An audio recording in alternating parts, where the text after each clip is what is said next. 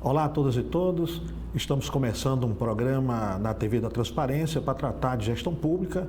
Nesse primeiro momento nós vamos discutir as políticas públicas que estão sendo aí comentadas e discutidas pelos candidatos à Prefeitura de Fortaleza e vamos começar pelo tema segurança pública. Para tratar desse tema, estamos aqui com o nosso colega Armando, professor Armando, mestre em Direito Constitucional, professor universitário, criminalista, advogado militante, e para nós é uma honra estar aqui com você, Armando, né, para esse tema delicadíssimo, né? Pois é um tema muito delicado, né? Bastante. Um tema que não sai de pauta nunca, né? Mesmo em eleições municipais, embora não seja atribuição específica das prefeituras, né? Mas um assunto que sempre volta e é debatido e é utilizado como bandeira de campanha, né? É isso. A ideia, inclusive, Armando, aqui a gente dá uma passada primeiro na gravidade do problema que atinge o Brasil, atinge o Ceará e todos os municípios hoje, grande, médio e pequeno porte, mas em seguida a gente entra na discussão de qual o papel do município, até onde o município pode atuar, né, constitucionalmente, como é que... Afinal de contas tem as guardas municipais, né? Perfeito, isso.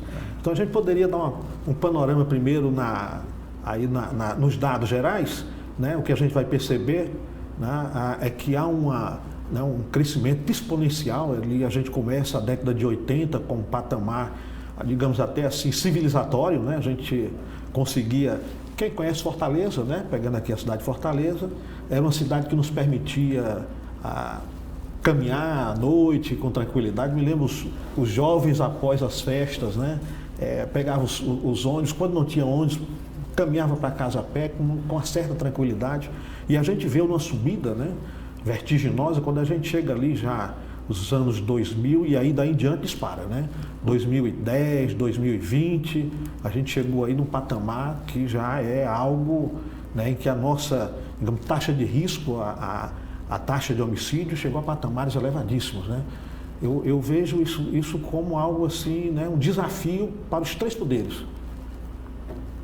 Não sei a perspectiva que você coloca, né?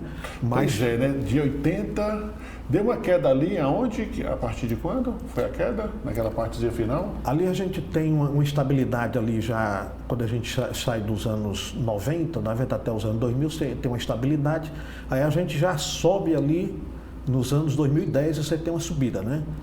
Aí a gente tem novamente uma queda que era para estar mais acentuada, né? Mas lamentavelmente a gente teve uma legislação que favoreceu mais o armamento recentemente e aí essa queda ela poderia ter sido maior, né? O que os estatísticos projetavam algo bem mais descendente em termos de taxa de homicídio, né? É porque existia uma perspectiva de queda significativa, não é isso? Isso. Né? Já estava numa queda. Isso. Né? Mas essa queda não era para ser bem mais intensa. Bem mais intensa. Né? E não foi justamente por causa dessa cultura armamentista que nós tivemos no governo Bolsonaro. Perfeito. Né? Perfeito. Eles comemoram como essa queda, atribuindo essa queda ao armamento, quando na verdade a queda não foi maior justamente por causa dessa cultura armamentista que foi disseminada nos últimos 4 anos. Isso, até porque a gente já vem em queda antes. Pois é. Então se projetava algo, né, bem mais forte, né? E aí ela deu uma parada, né? Então esperamos agora que a gente reverta nesse quadro e consiga retomar de novo essa queda mais acentuada. Depois, vendo aqui a arma de fogo aparece claramente, né? A gente vê lá que 2021 a gente tem 33.039 homicídios por arma de fogo, né? Isso corresponde a 69,1% do total de homicídios, né? Você que lida diariamente aí no seu cotidiano profissional, né, sabe bem o que é isso, né? Pois é, isso aí é doloroso você se deparar com uma realidade dessa, de que 33 mil homicídios por ano. Certa vez eu estava conversando com o delegado da DHPP, né? Eu acho que foi nesse ano, 2021. Não, foi antes da pandemia, né? E ele me contou, eu não estou me lembrando exatamente, Clésio, o número de homicídios, de inquéritos sobre homicídios que estavam correndo lá na DHPP. Mas ele disse que 85% dos números da quantidade de inquéritos que estavam sendo tocados na DHPP era de autoria ignorada. Está entendendo? E ele dizendo que desse número X de homicídios, mais de 90%, né, quase 100%, são relacionados às facções criminosas. Sim. Né? Bandido matando bandido. E ele diz o seguinte: Armando, eu tenho condições aqui de investigar qualquer tipo de homicídio, qualquer tipo de crime. A gente tem condições, nós temos inteligência, nós temos aparato, nós só não temos a quantidade de pessoas adequadas para isso. E de vez em quando a gente vai apurar um crime desses, a gente percebe que o autor do crime já está morto. Meu Deus, uma velocidade enorme. Ou seja, é a criminalidade se matando. Agora, uma questão, né, que é importante é que são jovens, né? Quando a gente olha para o dado de 2021, a cada 100 jovens mortos em 2021, 49 foram vítimas de homicídio. Então a gente tem uma taxa elevada de homicídio e esses homicídios eles recaem sobre o grupo aí, né, que vai aí de 17 a 29 anos, né, essa faixa etária aí de jovens, né? Negócio comprometedor, inclusive de gerações futuras, né, de trabalhadores futuros. Especialmente porque o tráfico ele está regimentando os seus soldados, né, cada vez mais novos. Cada vez mais novos.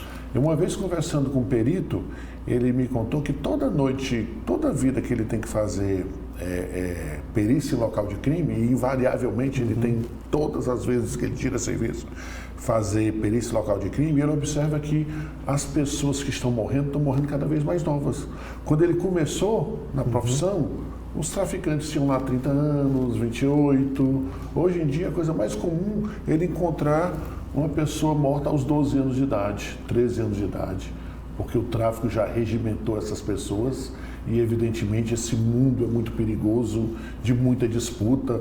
O Ceará tendo, inclusive, a honra, entre aspas, de ter uma facção criminosa caseira, né? O GDE, né? E isso é incrível que essas coisas aconteçam, e a gente, 50% desse pessoal são jovens, né? Qual a idade? Isso aí oscila entre 17, 18 a 29 anos. Né? Acho que se for perceber, tem muita gente menos de 17 anos. Né? Então, porque a gente já vem em 2021, cada ano que vai passando, a gente vai, inclusive, descendo. Uma questão, Armando, que me chama a atenção, né, você falando aí, a gente tem como trabalhar isso agora, algo que eu acho que é importantíssimo, é a gente não perceber isso como uma doença existente na sociedade. E ver quais são os riscos. Eu vou tirar aqui uma brincadeira com você, né? Mas, por exemplo, as doenças cardiológicas, existem as situações de risco, né? Ou seja, o que pode ter de comportamentos e de ações que conduzem o indivíduo a estar nessa situação. Então, tanto para aquele que vai praticar o crime, aquele que entra para a prática do crime, quanto a vítima, que situações de risco conduzem a isso? E a gente não tem essa compreensão, né? Quem é de fato essa vítima? Quem é de fato esse delinquente? Esse delinquente é sem trabalho, abandonou os estudos. Quer dizer, que causas são causas de risco para colocar essa pessoa nessa condição? Tanto de criminoso quanto de vítima do homicídio, né? Acho que a gente só tem uns olhares muito voltados lá para a ponta, né? Exato. O homicídio já aconteceu e aí a gente tenta combater lá o tráfico, as gangues, os grupos criminosos, mas essa entrada que você colocou, cada vez mais jovens eles estão chegando, mas por quê? O que é que está levando esse jovem a chegar? Quer dizer, eu acho que aí talvez seja um espaço enorme, queria já trazer esse tema para a gente discutir, com relação ao município, né? Porque o município é justamente aquele que está colado com o cidadão ali no território. Exatamente. Né? Não é isso? Pois é. Isso é porque a gente sabe o seguinte, que certas medidas, elas definitivamente não solucionam o problema. Né? Armar a população não soluciona. Perfeito. Não é verdade? Perfeito. Desarmar, pura e simplesmente, também não. Né? A gente sabe que essas atitudes, nem de armar e nem desarmar, isoladamente, vai conseguir com que a gente chegue ao objetivo de diminuir significativamente essas mortes. É inadmissível que a gente viva num estado que é das economias mais pujantes do Nordeste, a mais salvo engano, né? Ultrapassou Salvador, Fortaleza, isso, né? E que a gente tem esse nível de criminalidade. Perfeito. Né? É inaceitável. E é importante que a gente entenda que essas medidas isoladas não vão resolver o problema. Né? Evidentemente que armar a população não vai ser a solução. Né? Desarmar, entre armar e desarmar, me parece, né, já ficou provado que é o que vai diminuir significativamente, mas não vai ser isso sozinho. Né? E os municípios precisam estar presentes, identificar, fazer com que os alunos não abandonem a escola. Perfeito. Vamos ver o que é que a Constituição, né, ela nos traz aqui de informação. Né?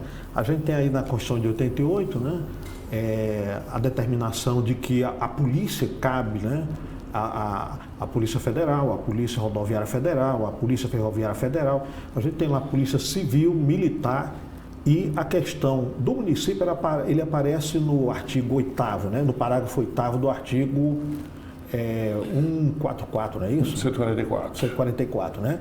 E no artigo 8º é que a gente tem que cabe aos municípios a guarda municipal, ou seja, guardar os seus equipamentos.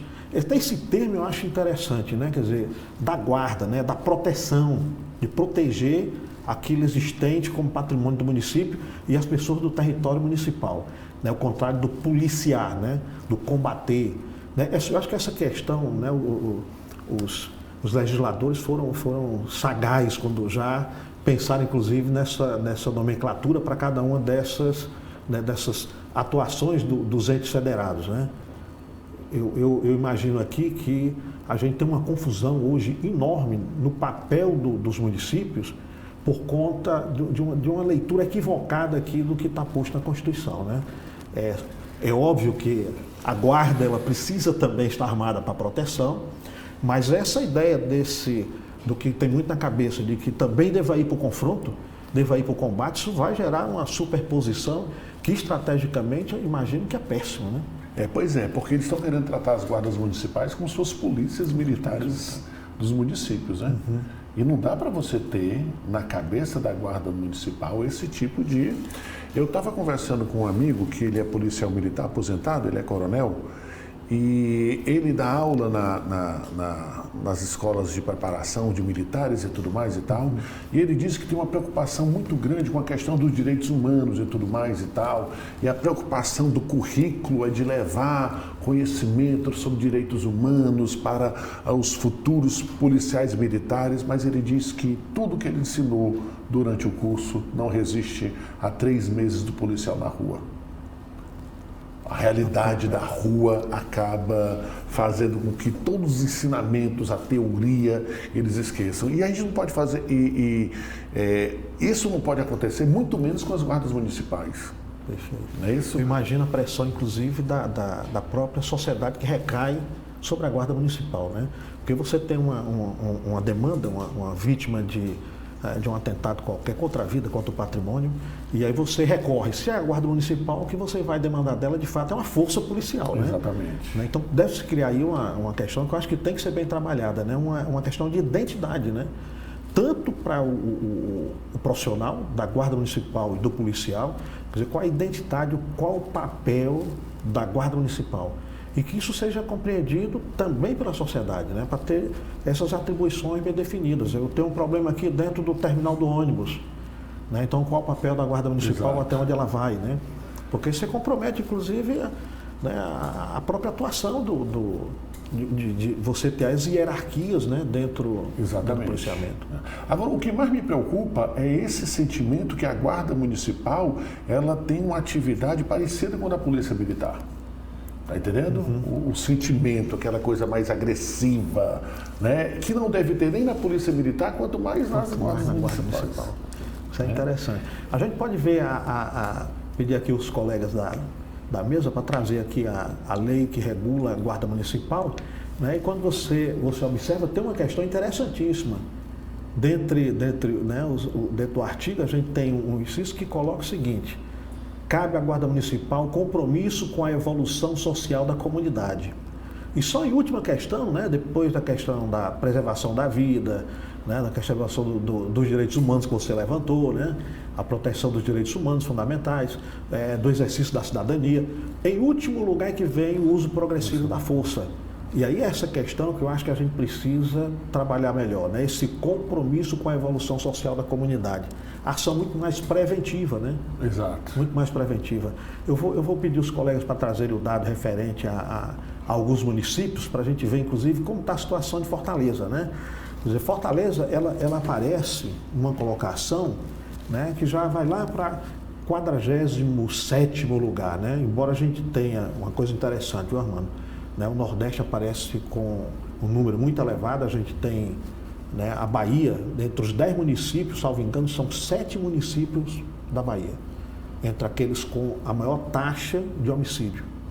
Quando a gente, né, vai ver os municípios cearenses, a gente vai ter ali, Maracanaú vai aparecendo como 18º município, aí Caucaia vem em 21º, né, que compõe a região metropolitana, né? Exato. E o mais interessante, né, Diadema, com características próximas, por exemplo, a do nosso Maracanaú, área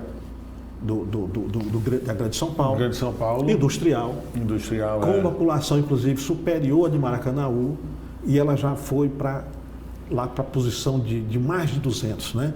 Ou seja, despencou, já chegou a ser, nos anos 90, uma das cidades mais violentas do Brasil. Eu lembro que foi uma reportagem sobre os policiais militares que estavam fazendo campanha para torturar as pessoas. Tem até o policial militar Rambo, né? Aconteceu isso. Ou seja, Diadema era sinônimo de violência. De violência. E agora está em 220. Ou seja, foi feito um trabalho... Perfeito. Então, existe experiência no Brasil, não só uma, né? Tem municípios que conseguiram. E o que a gente observa, né, que é essa questão que eu acho que agora vale a pena a gente trazer para a discussão, né, é uma integração. E eu acho que a gente já precisa discutir isso nesse momento de disputa eleitoral, né? É impraticável você combater a violência se você tiver os responsáveis dos entes federados, cada um trabalhando, né, a partir de uma gestão separada, né? Não ter aí um certo conselho de segurança, um gestor mais amplo, né, que trabalhe com a polícia militar, a polícia civil, e todos representados, né? Mas que você tenha essa discussão e esse debate, aonde pode ser a contribuição maior da prefeitura, né, com a guarda municipal, a identificação de um território extremamente conflituoso. A guarda municipal, ela entra primeiro ou entraria inicialmente a polícia civil, a polícia civil investigando, a polícia militar com força? Eu não estou muito esperançoso não, viu, Clésio? Porque eu tenho percebido que as propostas para a segurança pública, elas partem muito da repressão. Isso, perfeito. Está entendendo? Partem da repressão. Perfeito. Eu acho que a gente não vai aqui no Ceará, aqui em Fortaleza. Inclusive, nós tivemos 8 anos de um governo de esquerda, do governo do PT.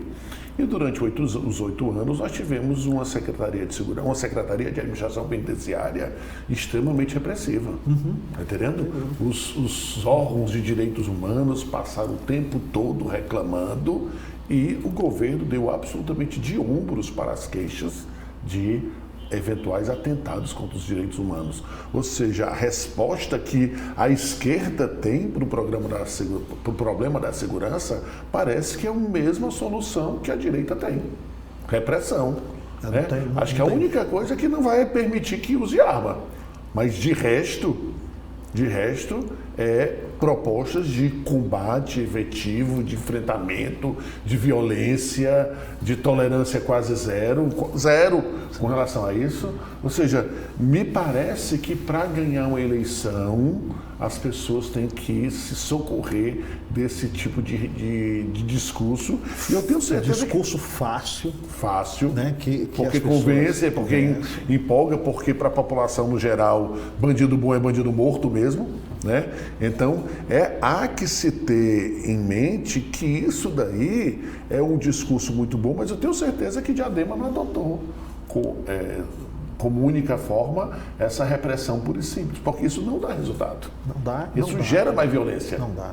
Quer dizer, uma questão que, né, que chegou a público dentro da política de Diadema, que é algo interessantíssimo, foi a mediação. Os guardas municipais preparados para a mediação, ou seja, trabalhando antes.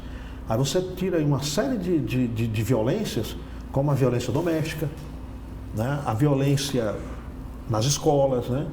Então, ao invés de agir já com a repressão, há uma ação prévia, né? Uma ação de educação nas escolas, né? O trazer para os jovens, que é justamente aquele, né? Aquele que está sendo recrutado, né?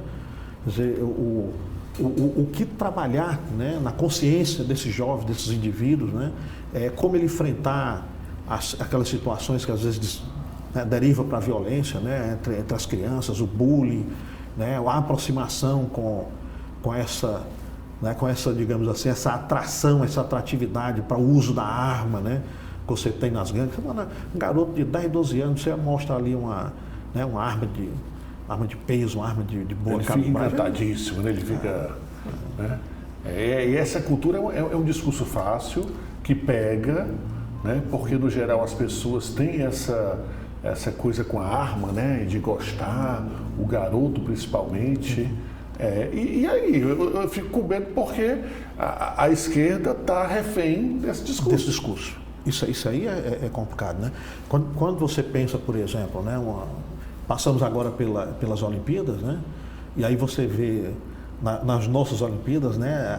Pessoas de origem simples, inclusive vindo de favelas, medalhista de ouro, e a gente com oportunidade aí, né? Assim, de ouro, né? Oportunidade de ouro para você trazer novas referências para essa juventude. Quer dizer, a gente tem esse marco e para. Quer dizer, isso chega na mídia, daqui a pouco a gente esquece. Quando era isso que deveria ser trabalhado. Que as referências, né, melhores seriam essas referências que trariam visibilidade. Todo mundo quer visibilidade, né, Armando? Claro. Esse jovem, essa criança também quer ser conhecida, quer ser famosa, né?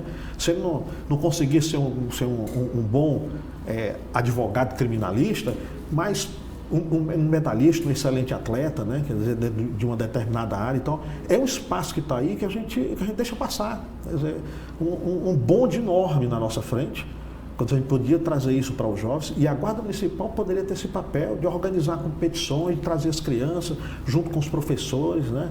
De estar ali organizando espaço, né? Dando ordem ali àquele espaço, os equipamentos públicos, né? Quer dizer, há um espaço, eu estou me inspirando aqui no que eu consegui ainda ver aí do projeto de Diadema, né, que passou muito pela requalificação do guarda municipal, ele comece, inclusive mais técnico, né, com capacitação mais... Mas essa queda em Diadema, Clésio, eu não conhecia essa experiência de Diadema. Uhum. Ela vem acontecendo desde quando? Já faz um tempo? Ela começou... A queda se acentua no ano 2000, 2001. E ela vem em queda permanente. Né? Já chegou num patamar que virou referência, né? Então a gente tem aí basicamente 2 décadas, né? 2 décadas. 2 décadas de ações, que é outra questão importante, né? Isso não pode ser plano de um candidato, isso tem que ser política de Estado, né? Política de Estado. Porque tem que se reproduzir, tem que se repetir, né? Porque a gente vem com outro candidato, com outro discurso, né? Aliás, é uma questão interessante, porque se a gente observar, né, a gente viu os dados relativos à Fortaleza, e a gente está inflando Fortaleza mais do que o que deveria. Não vou negar que não tem uma violência que nos incomoda, nos deixa inseguro, né? Ninguém tem tranquilidade em determinadas áreas da cidade, mas quando a gente olha no ranking, né, nós não estamos, nem Fortaleza, nem a cidade da região metropolitana, entre os 10 primeiros. Mas no discurso, o discurso de todos os candidatos, sem exceção. Sem exceção. Sem exceção. Né? Parece que a gente está aqui como o campeão da violência no Brasil. Não somos, né? Pois isso é que é complicado, né? Porque acaba sendo o mote da campanha, né? Uma oportunidade para certos candidatos se utilizarem da questão da segurança pública, que é algo relevantíssimo, mas que parece que a gente está vivendo em guerra, né? A gente não pode sair no meio da rua, né? Perfeito. Perfeito. A situação está difícil, a gente sabe disso, não há dúvida sobre isso, mas o discurso que é feito em cima da segurança, e o pior de tudo, eles fazem um discurso em cima da segurança, apontando a segurança pública como falha, e a solução é mais violência. É mais violência. E aí você levanta uma questão interessante, né? A ocupação da rua. Quer dizer, o cidadão precisa ocupar a rua. Né? O cidadão precisa estar presente na rua. Basicamente, a gente tem ocupado, né, a faixa litorânea, a Avenida Beira-Mar, mas e os nossos outros territórios, né? As nossas localidades, né, de encontros em Messejana. né, os polos de lazer que nós tínhamos e que praticamente ficaram abandonados. Quer dizer, que ações a prefeitura pode levar para levar o cidadão de volta para as ruas? De volta para as ruas. Porque a coisa mais legal do mundo é você passar por um bairro, uma praça, a praça está lotada de gente. Não é isso? A praça, as pessoas se confraternizando, as pessoas se sentindo seguras, as pessoas consumindo um churrasquinho, tomando uma cervejinha, até movimenta a economia, né? E afasta o problema da criminalidade. Ou seja, a gente tem que recuperar efetivamente os espaços públicos para frequentar e curtir. Isso tem uma experiência ali, você tem no Lago Jacareí, né? É um espaço que tem ocupação. Então tem toda uma população ali. Agora, isso precisa, a gente não pode deixar isso nos bairros de classe média, né? A gente precisa levar isso também para os outros bairros, né? E isso é uma questão que eu acho que não está sendo discutida agora na campanha. E eu acho que, aí eu concordo com você, dificilmente vai ter candidato que tenha coragem de trazer a discussão dessa forma. O que eles vão fazer é dizer que está pior do que está, já está ruim, mas vão dizer que é pior do que está, e a solução para isso é ofensiva, é agressividade, é policial tendo direito de meter sola, meter porrada, sabe? Aquela coisa assim, porque é aí que a galera vai sim. Porque realmente quando você está próximo de ser vítima de uma violência, seja patrimonial, seja da sua vida e tudo mais, você desenvolve aquela raiva contra o bandido fora do comum e que você acaba que emborra mesmo. Tá entendendo? Aí fica essa coisa aqui, essa roda, esse ciclo vicioso de combater violência com mais violência. Aí vai chegar justamente no que eles estão anunciando que é, né? Viver vai se tornar insuportável, especialmente nos bairros periféricos. Armando, você trouxe uma questão que eu acho que você deve se deparar, como professor universitário, você deve se deparar isso constantemente, né? É porque não foi com você. Quando você sugere uma alternativa que não é esta da força da violência, né? Inclusive do matar o outro, né? Então, quando você vem com outras alternativas, é porque não foi com você. Essa questão não pode ser vista, e eu acho que a gente tem que deixar isso muito claro, não pode ser vista de uma maneira pessoal. Claro, como indivíduo, né, como cidadão que teve uma pessoa próxima, uma pessoa querida, que foi vítima de violência, esse ódio aflora, você é um ser humano. E a gente entende a raiva da pessoa. Claro, né? Agora, racionalmente, o gestor público, né, aquele que vai lidar com essa questão para trazer uma harmonia na sociedade, uma pacificação, dar um mínimo de sensação de segurança. Esse olhar não pode ser o olhar que deva prevalecer na gestão. Quer dizer, que gestão se pretende para a segurança pública? Né? É uma gestão mais ampla, né? É uma gestão que vai ficar reproduzindo aquilo que a gente sabe que não está funcionando. Né? Os dados estão apontando claramente para isso. A gente trouxe aqui Diadema, mas a gente tem outros municípios que a gente for mergulhar, a gente vai encontrar que teve ações de sucesso. Então, existe experiência, não precisa criar roda, você pode ver lá o que aconteceu. Então, acho que passa muito, sabe? Né? Aqui nós, como professores universitários, eu acho que precisa de uma aproximação muito grande da gestão pública, nos seus 3 níveis, né? Com as universidades, de fazer parcerias, de buscar conhecimento, de trazer as universidades, inclusive para sair muito das pesquisas, né, meramente diletantistas, aquelas coisas que, né, são muito mais só do plano teórico, mas a gente tem aí essa realidade que precisa ser aprofundada, que precisa ser estudada. As universidades com a sua pluralidade, a gente tem, né, aí algumas universidades, sem citar nomes, que têm cursos que podem contribuir enormemente com o curso da psicologia, da administração para a organização, né, sugestão de organização, o curso do direito, né, com toda a sua massa de conhecimento já hoje com as negociações, com ações de buscar mediações, com práticas, né, tanto teórica como em trabalhos de extensão. Então é necessário que a gente se mova, né, que a gente se mova, né? Acho que eu acredito aqui como parte da área da educação que não há essa restrição do lado da educação, né? Então acho que esse diálogo ele poderia ser fomentado e poderia ser aberto, né? Que venham os gestores, que provoquem também as áreas de ensino, de pesquisa, estudo. Mas a gente não vê proposta nesse sentido. Não. Não. A gente não vê. A gente fica aqui viajando, esperando. Rapaz, é porque... E nós temos aí as escolas que poderiam se envolver mais. Né? As universidades, como você já falou, as escolas, levar o lazer, o esporte.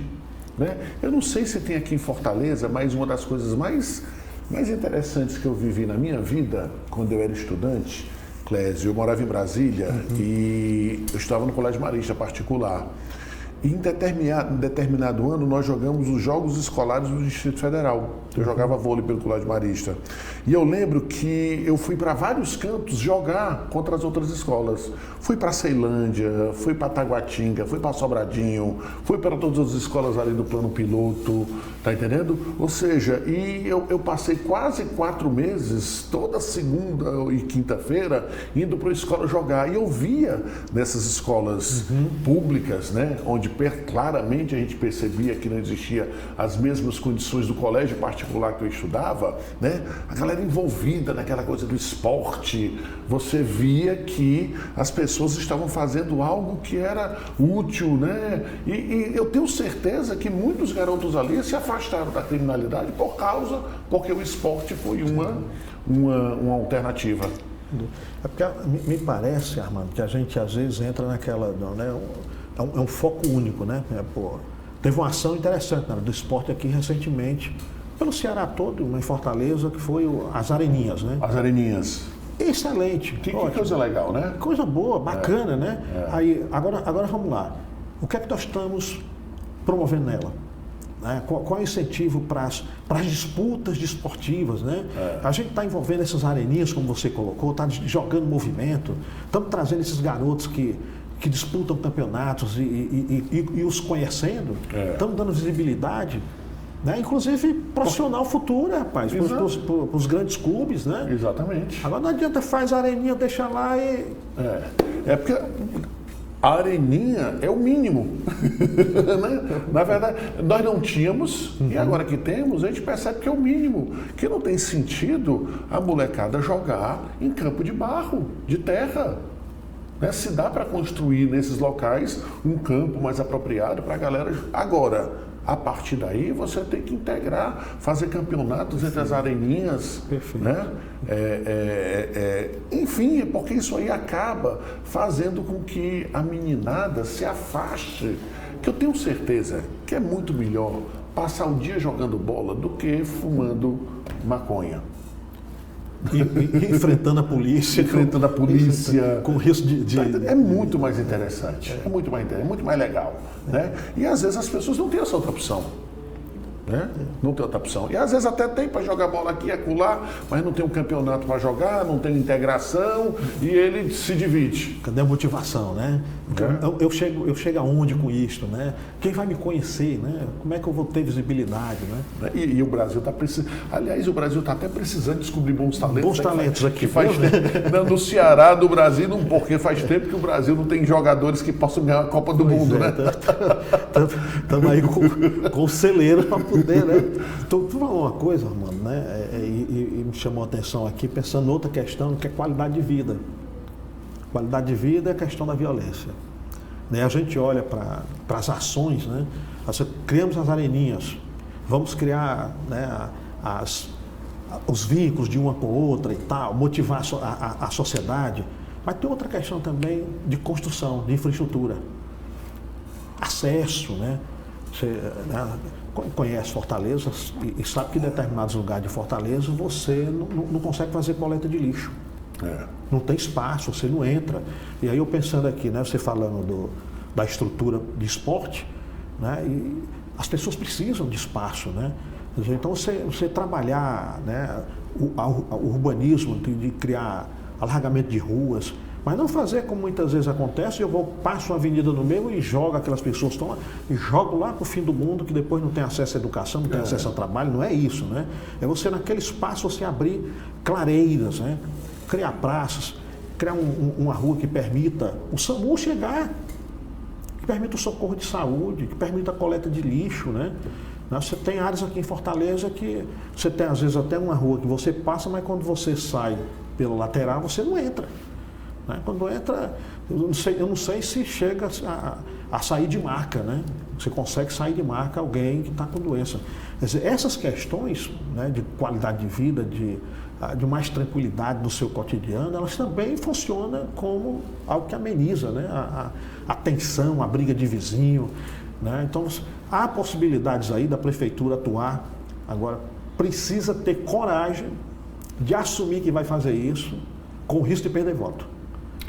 Esse é que é o desafio. Porque esse discurso não ganha muito voto não, né? Ganha não. Lamentavelmente não ganha voto. Porque se você tivesse os dois lados querendo apresentar propostas efetivas, aí você ia discutir qual a melhor proposta, que você confia mais. Agora, quando tem um dizendo que vai matar bandido, que bandido não vai ter vida boa e não sei o quê, esse discurso aí, ele é invencível. Pois é, essa parece o candidato que diz que eu vou resolver a partir do município, que eu vou expulsar os bandidos. Aí eu digo, como? Né, como? Vai assumir o comando da Polícia Militar? Vai assumir o comando do Exército? Que nem é possível, né? Fazer o Exército atuar dentro de uma área urbana? Quer dizer, todas as questões aí, e joga, e é um discurso muito fácil, que pega, né? Quer dizer, eu não tenho nenhuma preocupação, mas eu sei da repercussão de uma discussão como essa que nós estamos fazendo, que é um desafio para os candidatos, claramente, né?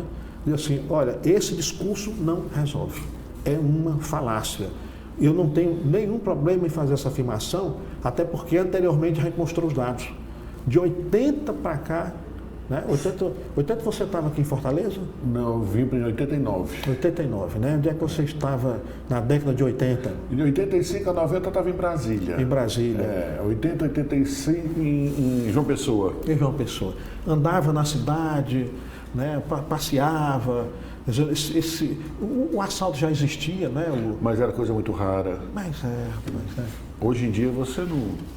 Não tem. Então, tem algo muito errado, Armando, certo? Tem algo muito errado e a gente vem utilizando a mesma estratégia, insistindo nela, criando o discurso. Né? E não resolvendo. E não está resolvendo, né? Pois é, e aí fica porque... É isso que você está falando, né? O discurso é o mesmo desde que eu me entendo por gente. Então, desde que a primeira eleição que eu participei na vida foi a eleição para presidente da República, 89, aquela eleição do Lula e do Collor. E desde então, o discurso era esse. A segurança pública vai ser conquistada à base de violência, né? Uma coisa mais presente, mais forte e tudo mais. E de lá para cá não mudou nada. Não mudou nada. E eu queria trazer para você comentar conosco a questão de adoecimento. Né? A gente tem uma matéria, né? Uma matéria que eu vou pedir aqui os colegas para trazer, e a matéria coloca o seguinte: essa matéria é apoiada em dados de pesquisa do próprio Sistema de Segurança Nacional, e ele traz o seguinte: policiais morrem mais por suicídio do que em confronto. Entenda. Ou seja, nós estamos com um adoecimento enorme das corporações. Né? As informações que chegam já, né, é de adoecimento, né, que leva alguns, lamentavelmente, ao alcoolismo, ao afastamento do trabalho. E aí eu queria saber, inclusive, né, assim, depois da gente discutir assim, uma cobrança já para as propostas, né? Qual o apoio que a gente espera aí, ou se alguém propondo aí um apoio psicológico, inclusive para as guardas municipais que enfrentam violência. Né? Mas é impressionante esse adoecimento. Não é só, né, as famílias da vítima, aqueles que foram vítimas e ficam com traumas da violência, de assalto, mas é também os próprios policiais. Isso é gravíssimo, né? O que eu acho interessante, Clésio, é que o Marcelo Freixo, o deputado, ele está sem mandato atualmente, acho que ele é presidente da Embratur, né? Está no executivo. Ele foi o presidente da CPI no Rio de Janeiro, que combateu as milícias, né? Que investigou a questão das milícias. E hoje ele é muito mal visto pelas polícias, né? Quando, na verdade, ele investigou, o objetivo dele era o combate às milícias, né? Não tem nada a ver, né? Mas a esquerda, no Brasil todo, no geral, ela ganha antipatia da classe policial, né? Os policiais são, no geral, de direita, e alguma boa parte até da extrema-direita simpatizam com esse discurso. Mas o que é que a direita fez pelos policiais? O que é que o governo Bolsonaro fez? Deu aumento? Deu apoio psicológico? Nunca. Né? O Marcelo Freixo, entre algumas reportagens, entrevistas que ele dá, ele percebeu o seguinte: o policial civil do Rio de Janeiro é o que mais mata e o que mais morre. A preocupação dele não era só com a criminalidade que o policial praticava, do qual ele era vítima também do combate. Né? Perfeito. Né? E também falava da questão do suicídio. Ou seja, o exercício da função policial está levando esse pessoal a ficar doente, psicologicamente, psiquiatricamente. Isso tem gerado suicídio. Veja que absurdo. Pois é. Essa discussão precisa ser mais divulgada, né? Ela precisa chegar a público, né? Ela tem que chegar aos eleitores, né? A gente precisa cobrar dos gestores, né, o apoio a essa categoria, né? E os policiais são fundamentais. É claro que a gente vê, infelizmente, de vez em quando de vez em quando não, é mais comum se divulgar os excessos dos policiais. E a gente fica com a falsa impressão que policial é tudo bandido. Não! É justamente o contrário. Infelizmente, notícia ruim chama mais atenção. Né? Mas, no geral, são pessoas dedicadas, pessoas que moram onde moram a galera que ele vai combater. Tem risco de vida quando está vivendo a vida civil, né? Quando está vivendo a vida civil e tudo mais. Essas pessoas estão ficando doentes, fisicamente, psicologicamente. E não há, efetivamente, no discurso de nenhum candidato, em proposta de um candidato, nada que se chegue perto de um apoio, minimamente que seja, para esse pessoal. Perfeito. É inaceitável isso. É inaceitável. Né? E fica a galera que é de esquerda, né? Os inimigos das polícias, quando na verdade a gente está muito preocupado com eles. E lamentavelmente isso também não está vindo para o debate.